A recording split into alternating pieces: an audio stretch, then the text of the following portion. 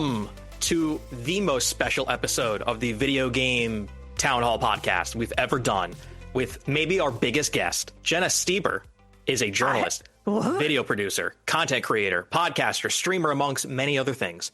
And her favorite animal is Vivi the capybara. That is a whole other story we can get into at the end. Jenna, thank you so much for joining us. Thank you for having me. And what a sweet and lovely intro. You're really dusting me up. It get me so excited to be here. I was really worried you were about to say dusting me off. Pulling me down from the shelf where I've just been sitting, waiting to be on a podcast. Which we know is not true, because you do many of your own videos that go up. Some on public, but most are on your Patreon, right? I would say it's evenly split. Okay, give us a pitch. Give listeners the pitch of your Patreon. Oh, well, my pitch for my Patreon is that I have a master's degree in media and culture, and I specialized in video games and horror media. And so my Patreon in specific, it kind of goes hand in hand with a lot of my public videos. So they will have often content that I've cut from public videos, or going a little bit more in depth on certain ideas or concepts. I did a full book review of Mihaly Csikszentmihalyi's Beyond Boredom and Anxiety, which is the book where we get the idea of flow from. So you guys are familiar with video game flow. That is the origin of that concept. So I did a full book review of that. It was 2 hours, but it's good content. So it's a lot of things like that. It's oftentimes bolstering or going deeper into depth with my more public video essays. Certainly added my fair share of audio and video, and knowing that to get a good solid hour of audio often takes me, let's say, 2 to 3 hours if I really want to be careful. So you're making a 2-hour video. So surely that means that you're spending perhaps tens of hours just on the video, not even research, just on the video. Yeah, for that one, it was sort of a weird case because it was essentially a book review. So I had highly detailed notes, very much to avoid exactly what you're describing. Very, very detailed notes about the book itself and what was worth drawing out of it that was relevant to video games, because there's quite a lot of content that wasn't. But that I will say that the video files for that project were something like 60 gigs. Yeah. Woo! Yeah. It was the size of a Red Dead. That's how I like to measure all of my files, in how many Red Deads. Yeah, it's the size of like a fraction of Call of Duty now, because you have to install all the previous Call of Duties in like the one launcher. It's ridiculous. For anyone listening who has not ever heard this show, my name is Jared Russo. I'm the host of the podcast and one of the two people who runs Video Game Town, the website, videogame.town. I'm technically the mayor of the town. And with here alongside me every week is Grant Bruner, who is the other half and the, what was your job title again? Custodian? I like janitor. Janitor? Okay. I let him pick. I'm the editor-in-chief of Video Game Town. More important. I also co-host this podcast, and I sweep up when we need it. We do need to say we have our own Patreon. If you go to videogame.town/donate, you can find our Patreon, which you subscribe. You can get for as little as $5 a month. You can get access to a bonus podcast every month. And of course, there are more tiers. If you don't want to subscribe to anything, we also have on videogame.town/donate, you can find our Ko-fi. And you just want to give us a couple bucks, that would be great. We would appreciate it. And if you don't have any money to spare, of course, you can go in the Apple Podcasts or Spotify and just leave us a nice review, and we would appreciate that as well. All right. The topic today, based on the many weird games that I've seen Jenna play in YouTube videos, I figured talking about the weirdest games we've ever played would be fun. And I'm talking creepy, avant-garde, bizarre, quirky, idiosyncratic, esoteric, disgusting. It doesn't matter. If it is truly unique and truly weird, then we should discuss it. We'll do 5. We'll go around and do 5 because I wrote down 40. I'll do a post. I'll include, because like some of them are like, yeah, Rez is weird, but like we've all seen Rez. you know. And Jenna, Dang, is that your standard? Oh, okay. Well, let me give you some context. As somebody who has edited Jared for probably 4 or 5 years, because we've worked together before we started the website. Probably you can't get him to make lists that are shorter than I don't know 50. He wants the list to be everything that's ever come out. Comprehensive. And I go pick 10. I go, what if you, instead of all of that, you said 10? And then it would be a manageable thing that we could publish instead of I sit here and read and edit this article for the next 8 hours. If it's worth doing. Imagine having an issue that you make too much content. Couldn't be me. Actually, okay, before we launch into ours, I really wanted to pin down, like, in what way are you conceptualizing a game to be weird? Because there's games that are aesthetically weird, but have quite normal gameplay. There's games that have pretty crazy gameplay, but maybe aren't like going off the walls with the style of it. And then you've got the both ones, which are maybe where we should focus our 40 for a list of 40. But I am curious, like, because when I think of weird games, this is a conversation I've had with many people where I have to like draw them out of Plato's cave and remind them that Mario games are crazy. He's weird. A plumber. He goes down pipes. He eats mushrooms and then make him magic. The games are so weird, but because we kind of become immunized to them, I feel like we don't really acknowledge it. It's true. I would say, so the context for me is when I was making it is I think that the story can be very weird and the writing can be like, by weird, I mean something that I've like never seen before. It doesn't easily fit in a mold of it's this kind of game. It's like, it's a JRPG. There's a big crystal. You get some people. They fight a king or something, et cetera, et cetera, et cetera. I also think that sometimes what the game asks you to do is weird and unprecedented, things that you are normally not asked to do in the game, and that can be weird as well. Those are at least my context. I don't think we have to say, Jenna, no, you picked the wrong games. But I do think that when I was making my list, those are kind of the things that I was thinking about is this kind of unique, if not necessarily the only thing that's ever done it, but like I was unfamiliar with that video games did this when I interacted with them. Okay. I would say for me, I thought there are very popular or well-known or critically acclaimed games that are quote unquote weird, but have now sort of been like, you know, Disco Elysium or Katamari or Postal. Kingdom Hearts is technically super crazy weird because of the zippers and the Disney characters. But like those are more familiar and, you know, like I'm not going to say they're not weird, but people are like, oh, yeah, I've seen a Katamari game before. Now we're just accustomed to it. I would say my short list, so I have 5 or 6. If my parents watched me play, 20. No. If my parents watched me play and they sat there and went, what the fuck are you playing? That's when I know. Because sometimes they'll watch and they'll be like, oh, that's interesting. This Fallout game has music from my era. Or, okay, like you're playing as a dog and there's a button to go pee. That PS2 game, Dog's Life, but like they understand it's a dog game, but like you're pitching that it is like inexplicable to a casual observer. Yes, normies. Yes, got it. Interesting. It's a game you play as a mosquito for PS2. You know, that's on there. But I think we need to kick things off with the game that brought us to here.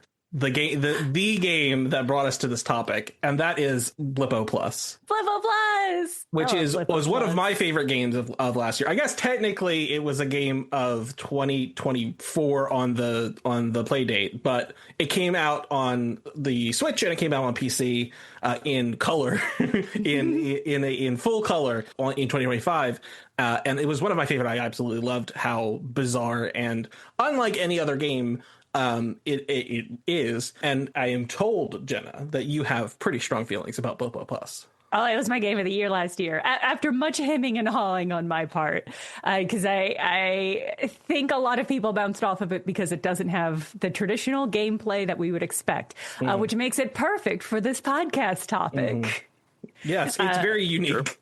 Yeah, for people who don't know about Blippo Plus, it's essentially a cable TV simulator, and it has its own sort of storyline that you uncover week after week through watching different like talk shows and ads and news breaks and things like that. So it's kind of this weird cumulative experience, but it is in gameplay quite chill. I wouldn't say it's a passive experience, but what I would say is that there are moments where you get to, it flows onto you. It gives you the thing. You're surfing the channels. You're going through. You're going through, and like there's like the feedback of like, here is this very clearly like implemented in like an MS Paint style. Here's what viewers have been saying section. So like there is interactivity, but just basically being able to sit back in a way that is not entirely dissimilar to ye olden times when you actually had a TV that had cable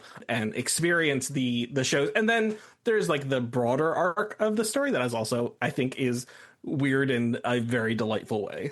Yeah. Aesthetically, it's quite weird. It's true. Yep. It's pulling on it's sort of like 80s. It's a version of retrofuturism that isn't stuck in like the 60s, which I think is really fascinating. It's not like atomic age retrofuturism like you get in the Fallout games. It's like 80s style retrofuturism, which is so fascinating. Max Headroom, yes. Not even Jetsons, but like, yeah.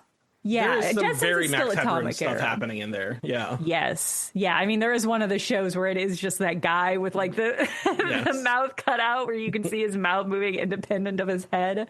I didn't watch that one very much. I found him very obnoxious. I had to. I feel like it was something where I had to like rein myself in, because I want to say it's like something like 11 packets were like basically 11 days of programming, something along those lines. And in the beginning, I wanted to watch everything, like because there's even some stuff that's like that is very much like not telling you a story but is giving you vibes. Like there's a channel, there's a show on a channel that's basically just like liquid filling up the screen, and which is very soothing, but maybe you don't need to watch that 11 times. Yeah. It's incredible to see how I was like drawn to some characters and some stories and really off put by some of the others. I almost never watched the one where the guy's interviewing brains in jars. Yeah. I didn't often catch the clone hospital soap opera either. Not for any reason. It's just like I didn't watch it the first week. And so, I was lost. It's like, what's even happening in here? But then I would always catch Worf's Tavern. I loved Debbie's Diner. I loved basically all of the actual talk shows. I was always super into. But it's interesting how you get pulled into some versions of the storyline and just kind of ignore other parts. You get to change the channel and decide what to watch. That's part of the interactive process. It isn't just, hey, dump it all in and I'll watch whatever you show to me. You're deciding what to watch. But I do have to give a shout out to Psychic Weather with the Psychic Barbara.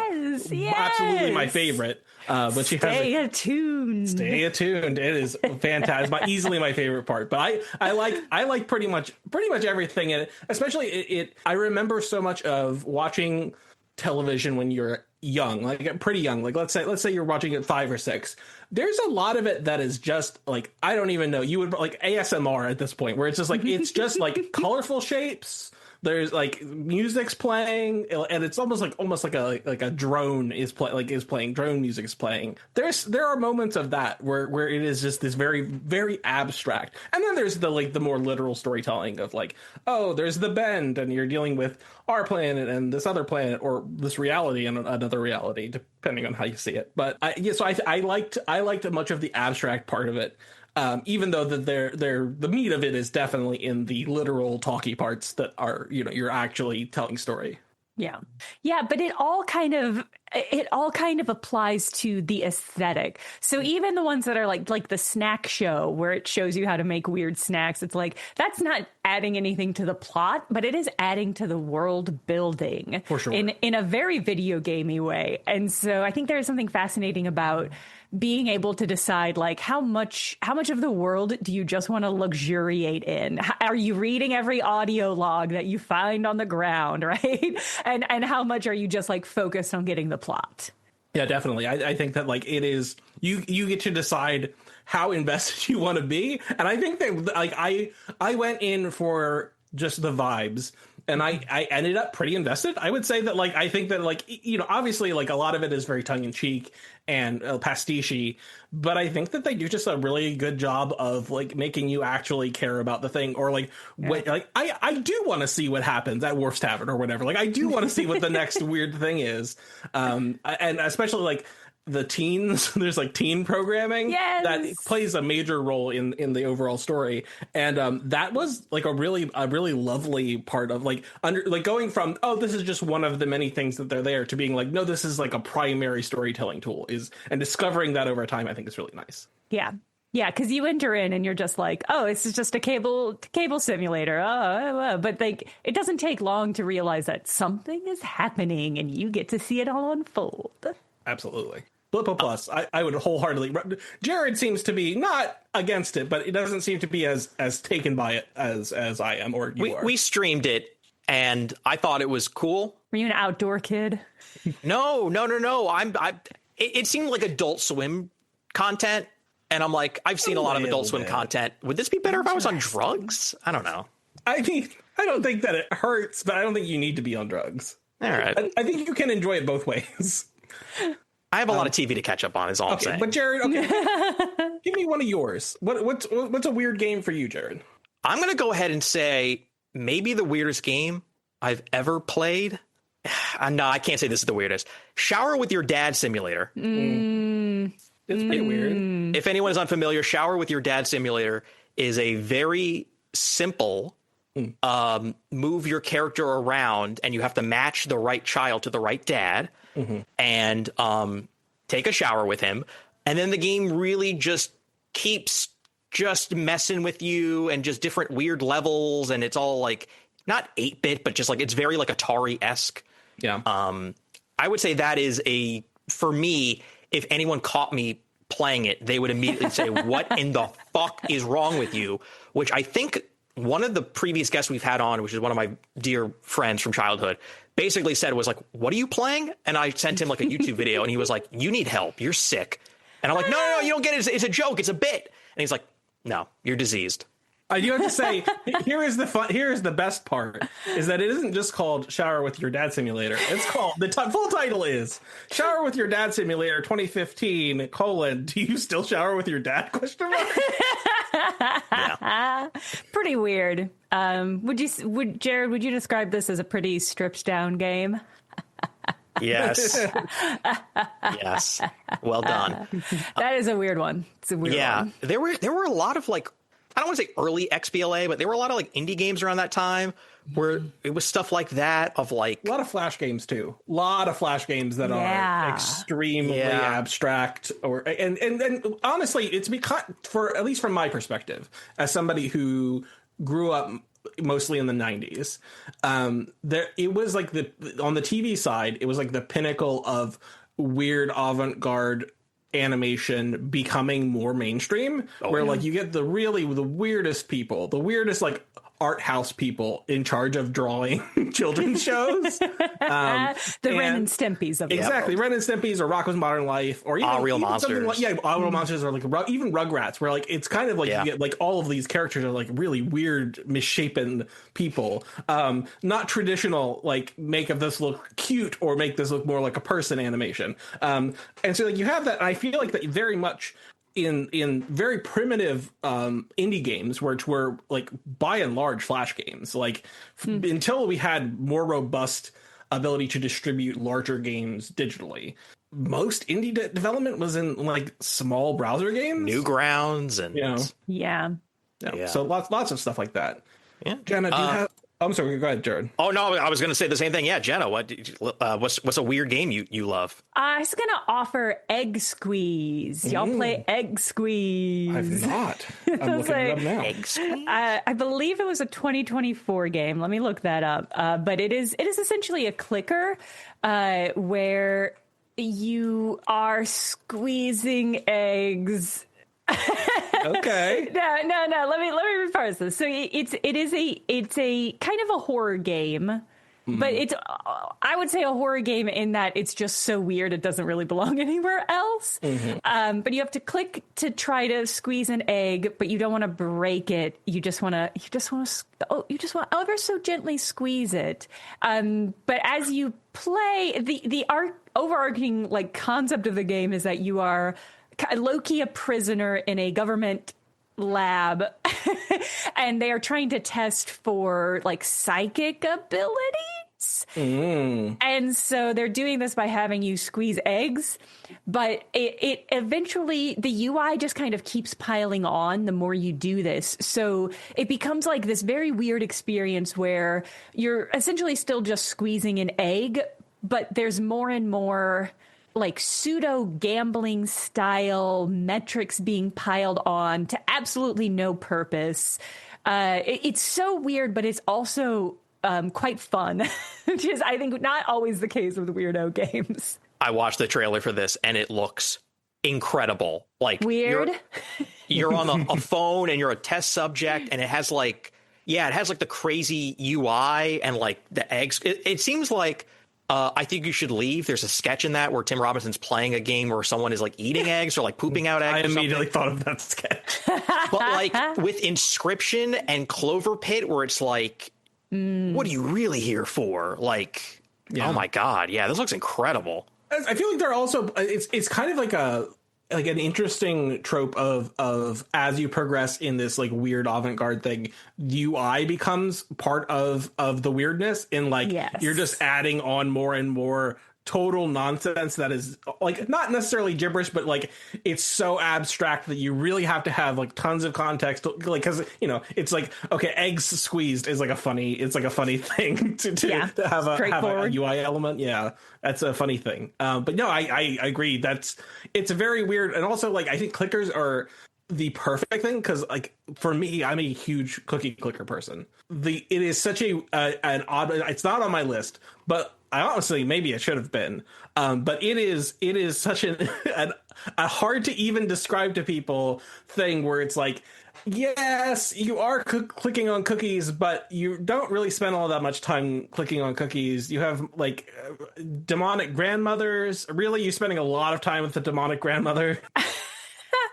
Are you talking about a specific cookie clicker? Cookie clicker. The OG? Yes, exactly. OG cookie clicker. Oh, man. I assume you've read the backstory of Cookie Clicker.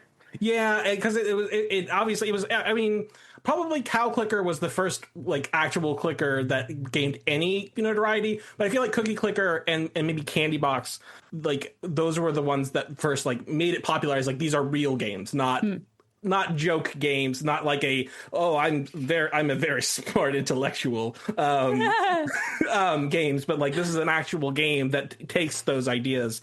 So I was very much I've played numerous clickers over the years, but I will still come back and play some cookie clicker over time. Nice. It's a weird thing. All right, Grant, are you up next? Yes, I'm up. Doki Doki Literature Club. Yes, that was on my list. Okay, excellent. It is it is weird. It is weird in numerous ways. So it is very much playing with tropes of visual novels and manga and anime. It is playing all of that, and you're subverting many of the aspects, and that's weird when you subvert things that people expect it to be. It turns into a horror game.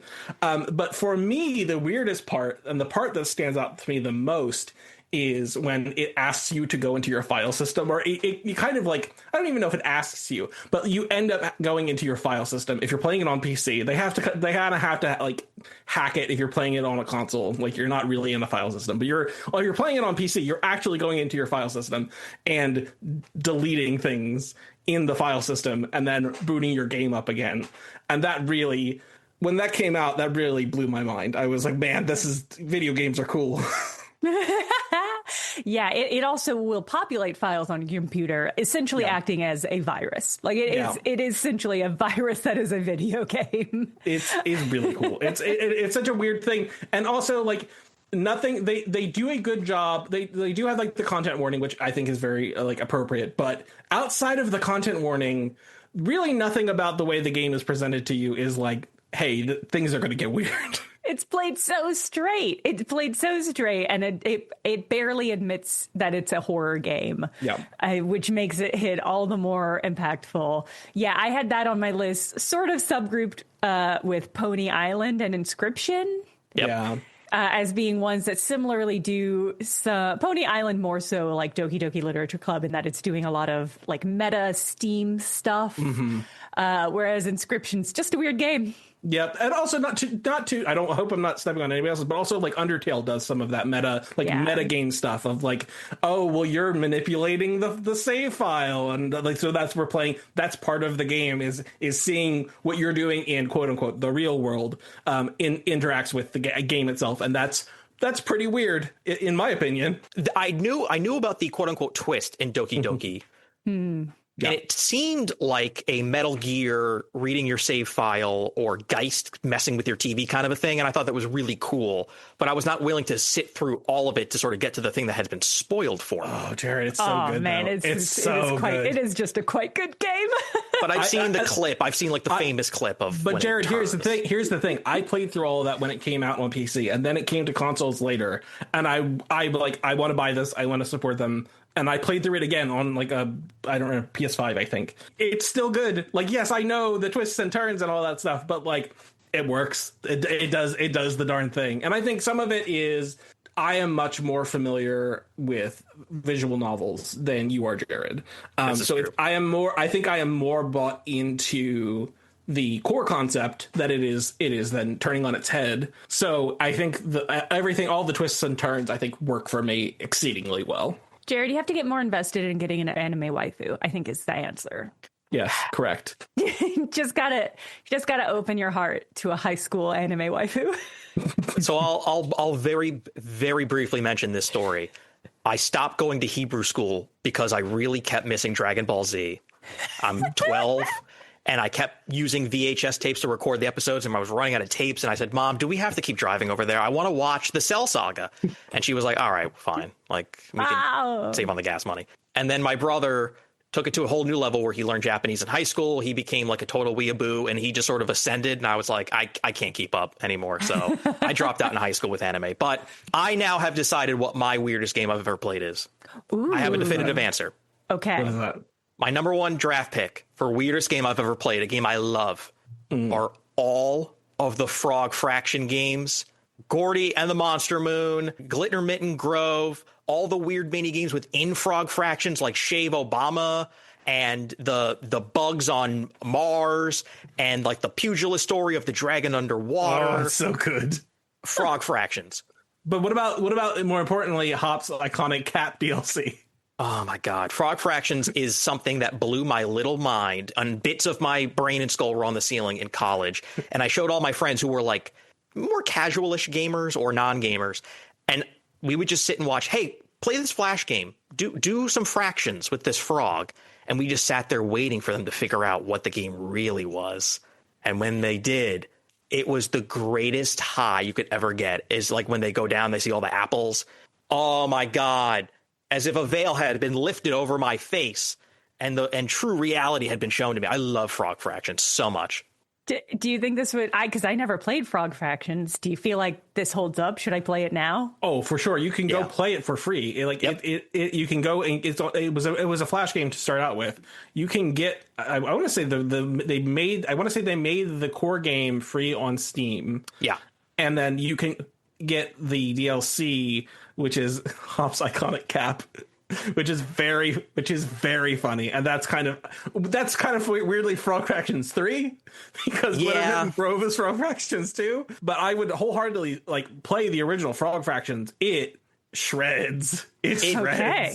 It's really, really good. To explain to people, it's a love letter. It's a love letter to video games. It is. To explain to people who don't know, so Frog Fraction started as this like, it was like a, like the chests in Dark Souls that like are actually monsters and eat you. Mm-hmm. It was just this weird thing sitting in a Flash browser, and it was like a whole bunch of other games within this like simple like children's math game where you were it like, portrays itself as an edutainment game. Yeah. Okay. And then the sequel, they said, we're going to release the sequel, but you're never going to know what it's called or what it looks like. It's just going to come out someday. And then took people a while to figure out this game called Glitter Mitten Grove about like fairies was actually Frog Fractions 2. Okay. Yeah, so they hired someone to develop a full like world sim like about fairies. Yeah.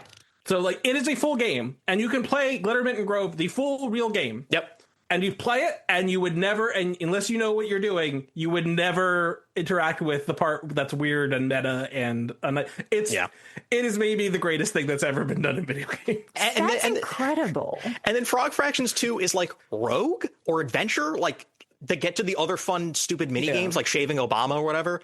You have to like play Rogue or Adventure and like get through their like whole world lore, and it is just the internet's best parts of ARGs like into one coherent thing. They made it really difficult to find it, and so they used Twinbeards used an ARG basically to like give people hints on like how you would go about finding it, because it's no fun if nobody ever finds your weird thing. But it was great. I remember because they did a Kickstarter, and then it would just be like, well, someday there will be Frog Fractions 2, and we don't know when or where. Which game is Frog Fractions 2?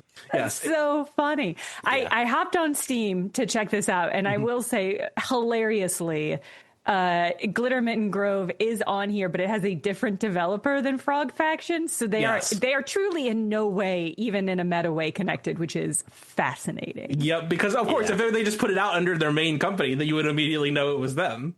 Yeah, incredible. There's also you can buy a guide. You can buy like a 90s style ASCII driven guide for Glittermint Grove and Frog Fractions too. All right, I'll check this out. Yeah, it's pretty.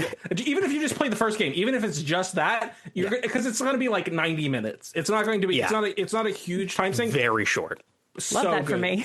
Yes, love that for me. And if you're on Steam, you can get a whole collection of Frog Fractions, Glittermint Grove, the Hops Iconic Cap DLC, and Gordy and the Monster Moon, which is like another game within a game, and it's like Halloween, but really there's like frog nonsense inside of it, like it's so that's all I'm saying. So that's my pick. I think that's number one.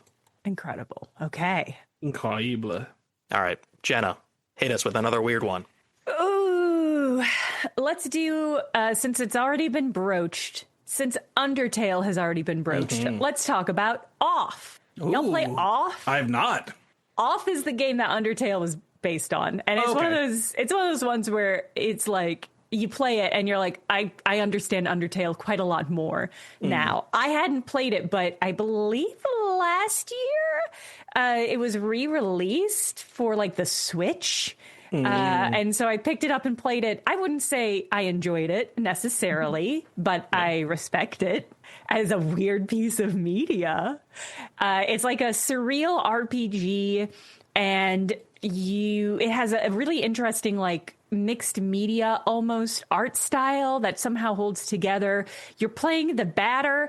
All you do is batter with your bat to fight, and you've got a bunch of like your RPG party is made up with a bunch of circles called add-ons, Alpha, Omega, and Epsilon, and it's a very strange little game, and I like it quite a lot. But I'll say playing it did kind of remove the edge of Undertale's bite, for better or for worse.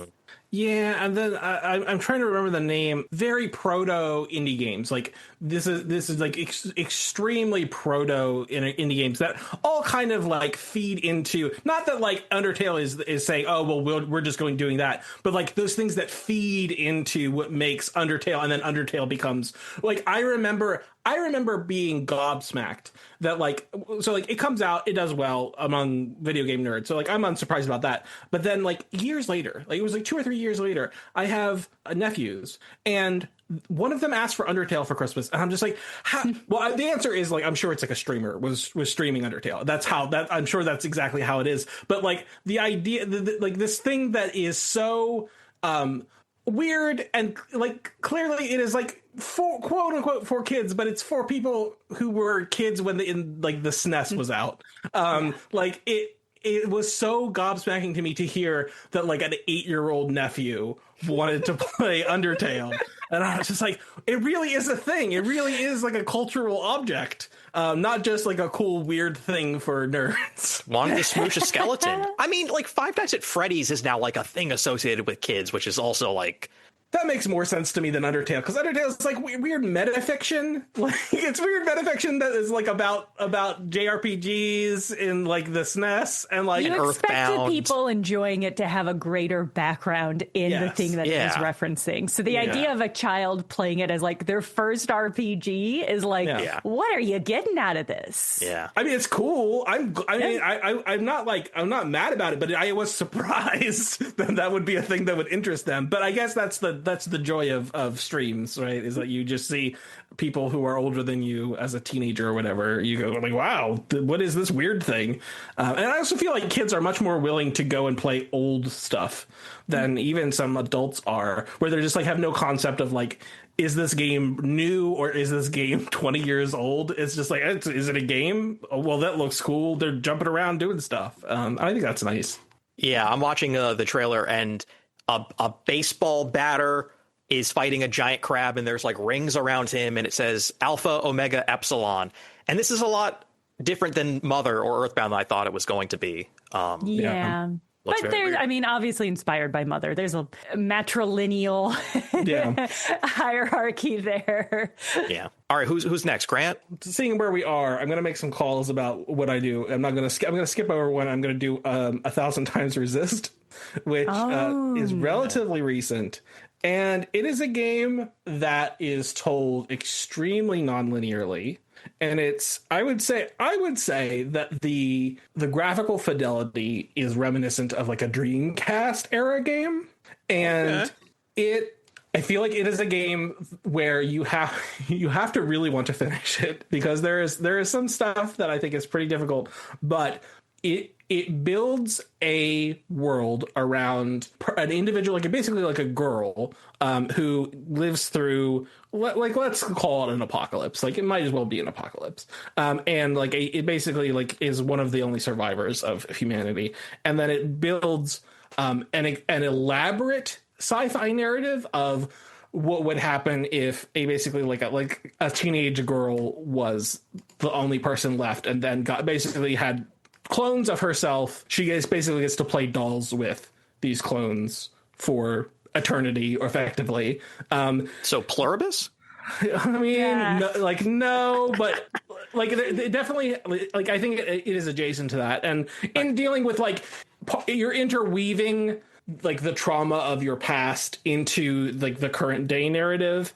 I need to find the names of the characters because it will be like healer, and like that will be like the name of these archetypes, and like this one's the blue one, or and it'll be like a mechanic, and then one of them is just named Bang Bang Fire. That is the name of one of them.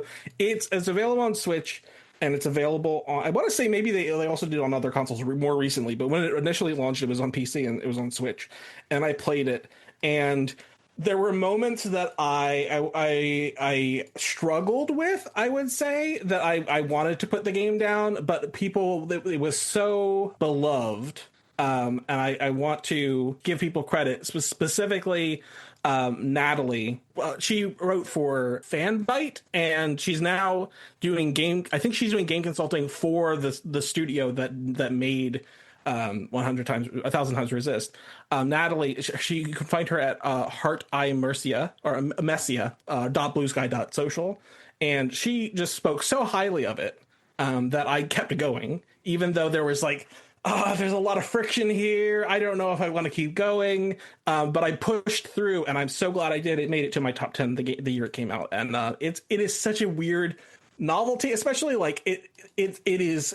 I would say that like there are elements. I don't think it is an ugly game, but I think there are elements of it that are intentionally ugly that make it hard for you to look at in moments that more games I wish would do. It's weird because it is very far from like any sort of like power trip, and it is asking. I'm not saying it's not like it's asking you to do like enormous lift, but like you have to want to finish that game, I think is one of the things. And I think it's like a really bizarre and lovely, if troublesome at times, sci-fi story that I really wanted to just give a shout out. 1,000 Times Resist. I don't know, Jenna, I don't know if you've played 1,000 Times Resist. I played a little bit of it. I heard similar excellent recommendations, but I played it. I started playing it too late in the year, too close to Game of the Year stuff, and I don't really feel like I gave it its due, which I regret. But that's just how it goes sometimes. There's too many games. What are you going to do?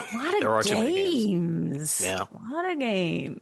Hundreds of them coming out in the first week of the year.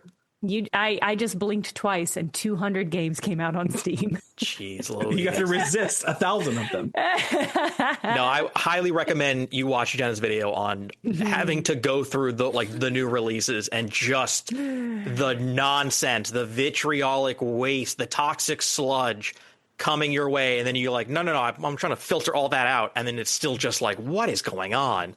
Yeah, I mean, it's bad enough as a consumer, but you think about from like the developer side and how absolutely brutal you can put your heart and soul into making a thing that is like legitimately good, and just people will just never see it. Like how could you find it? Yeah, I've gotten quite a lot of heartbreaking comments from devs who are like, this was my life's work and it got 4 reviews. And I'm just like, I desperately wish I could help you, but I can't. Yeah, I can't. I wish I knew what the answer was. I do not know. I mean, I do think maybe Valve could use some of those yacht dollars to solve the problem. Maybe they could do some of that. Yeah, if Steam implemented a search filter that got rid of AI games, I actually think that would be a huge benefit, but I don't think they will. Or a big button that says hentai on, hentai off. They have that. Okay, they do? Yeah, you can exclude sex or X-rated games from your search. I chose not to. Okay. Yeah, because I will say I have because I have visual novels on my account. I will just be looking through regular games, and it'll be like, you want hardcore pornography, right? You're looking for hardcore pornography? And I'm like, can we take... I don't... And listen, to be clear, I am certainly not saying that they should not sell hardcore pornography in video games, and video games can be whatever you want. I think the recommendations are a little wild, that you're looking at a game that is not hardcore pornography, and they're just like, this, you're clear, you want this, right? This is what you were looking for? No. You played Doki Doki Literature Club, you naughty boy. Let's get you hooked in here. Oh, you like watching girls race around a horse track like horses, eh? So we're running low on time, and I have a stupid list left. I'm trying to delete all these games, but there's too many to mention, so I'm going to really rapid fire through like just a whole bunch. I love Jazz Punk. Jazz Punk is an incredibly weird game where you poke at jokes and jokes happen, and it has one of the most unique aesthetics I've ever seen in my life. It's hilarious. It is like 50s, 60s espionage, but like through the lens of like a cartoon. And it's only there to like make fun of other games and tropes. I think we would be remiss if we didn't mention every Bennett Foddy game ever made. So QWOP and Getting Over It and Baby Steps, like just the locomotion, like the human body being used in just weird puppety ways is very funny, like Octodad. Yes. It's perhaps unfair to Bennett Foddy, but to me, I think of those games, I'm just like, oh, it's streamer games.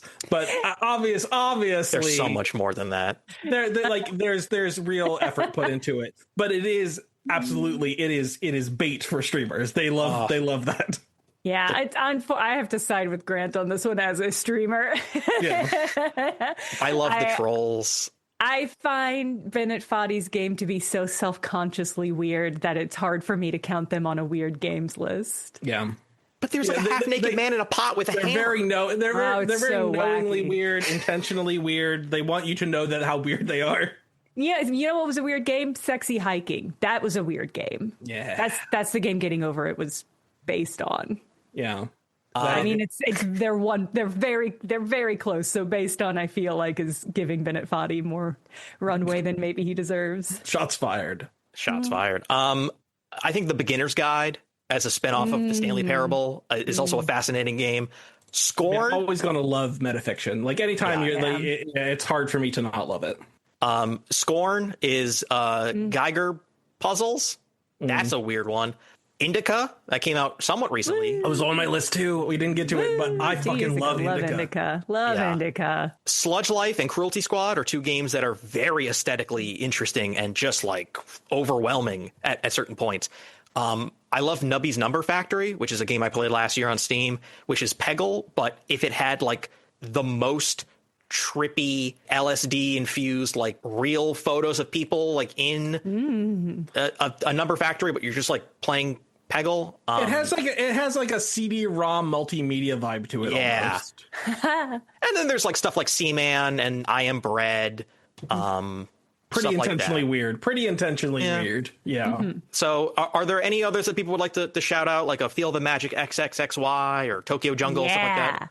I'm going to shout out What the Car and What the Golf. Yes! Two. I love those games. I love those games so much. Yeah, they're funny. They're some of the funniest games I've so ever good. played. Yes. They're so goofy. They're so wacky. When I think of weird games, I often think of games that are like borderline horror.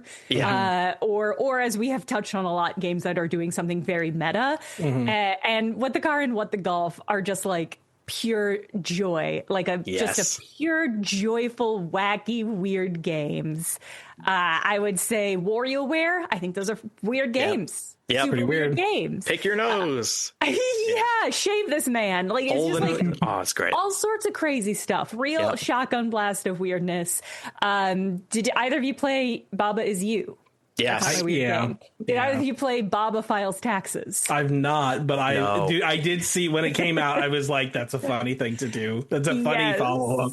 Yeah, it's not worth playing, but it is a weird little game where it's just Baba trying to complete his taxes. It's That's very great. literal. It's very fun. It's a great bit. I would say any games by Strange Scaffold. They did Clickold. They did an airport for aliens run entirely by dogs. By I think dogs, is what it's called. yeah. Oh. They're always publishing just the absolute. You pick up any of their games, you're going to have a weird time for it. Okay. And then two that I really, really quite loved, Arctic Eggs, which is like a surreal. It's another one that's like, it's too weird to not be horror, but it's not really horror. But it's just a game where you're scrambling eggs. Well, not scrambling, you're cooking eggs in a pan. A delightful, very weird game. And then the last one on my list that we didn't touch on was How Fish is Made, which is by the people who did Mouthwashing. Oh, mouthwashing. Okay. Yes, if you enjoyed Mouthwashing, I do recommend How Fish is Made. It's a lot shorter. Okay.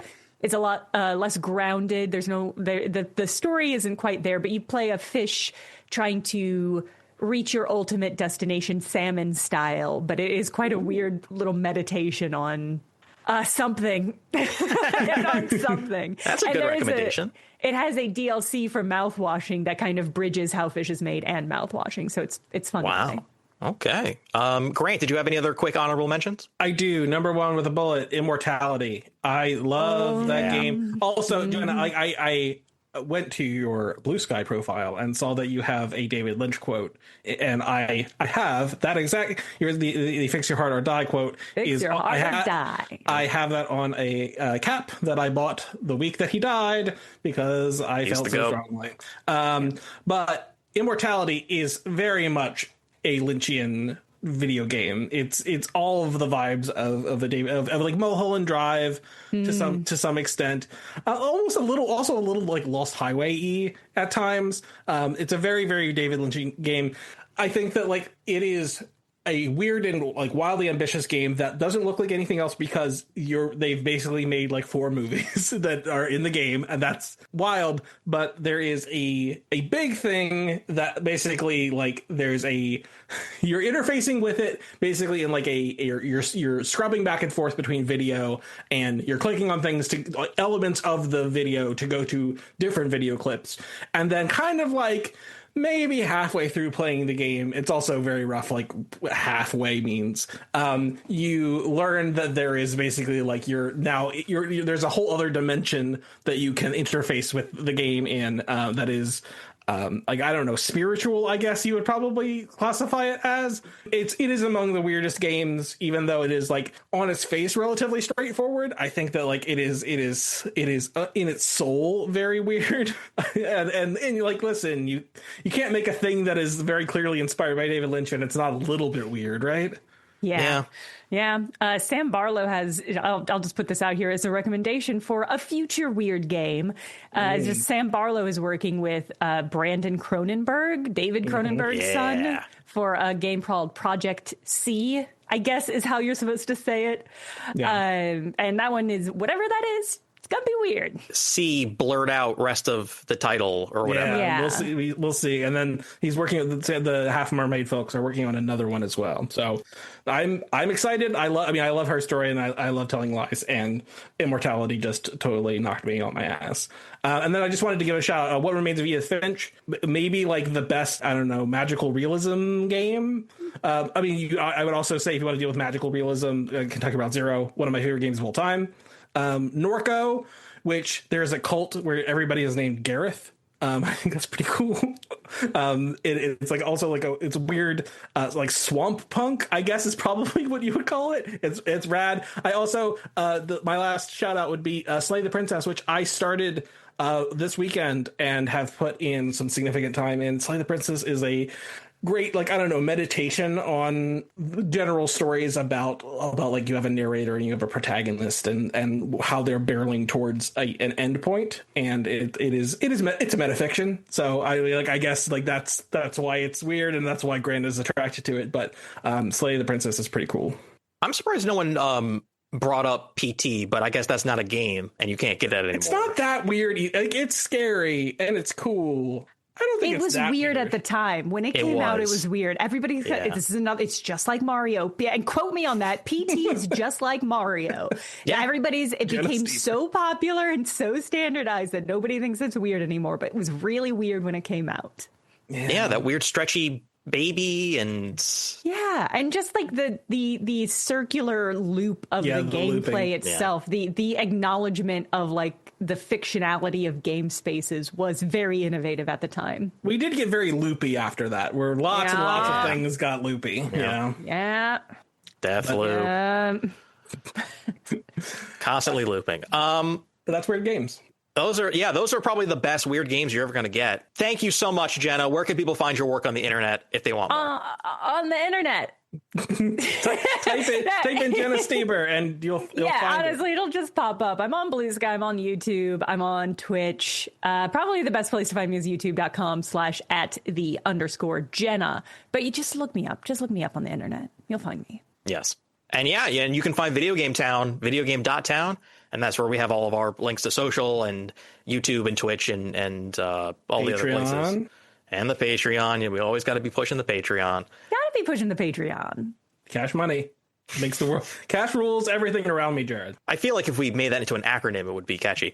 Yeah, thank you so much for listening, and we will see you next week with some predictions for the rest of the year. You'll have to tune in to find out what in the world we're going to predict. Maybe the stock market crashes, we go into a depression. Who knows? Yeah, that's what we're gonna predict. Okay. I mean, I might. All right. Bye-bye. Bye-bye, everyone.